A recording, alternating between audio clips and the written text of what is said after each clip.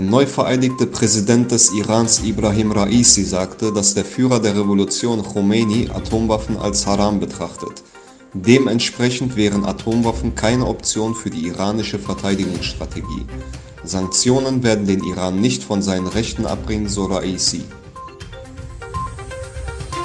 Lockdowns, Ausgangssperren, Massentests. Mit strengen Maßnahmen geht China gegen einen Ausbruch der Delta-Variante vor.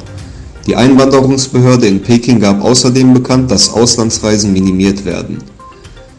Demnach werden vorübergehend keine normalen Reisepässe und andere Ein- und Ausreisedokumente für nicht unbedingt notwendige Auslandsreisen ausgestellt.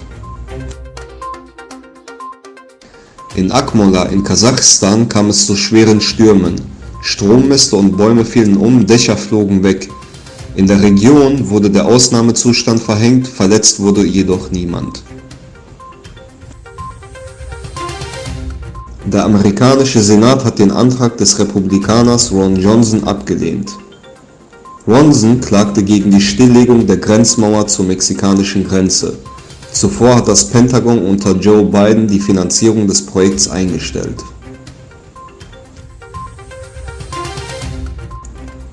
Im Südosten Chinas in der Region Guangdong gab es einen Taifunalarm. Daraufhin wurden 33.000 Menschen evakuiert und in Sicherheit gebracht. Auch wenn der FC Barcelona und Lionel Messi eine Einigung erzielt haben und die klare Absicht beider Parteien vorlag, einen neuen Vertrag heute zu unterzeichnen, kann das wegen finanzieller und struktureller Hindernisse nicht geschehen, hieß es in der Mitteilung des FC Barcelona.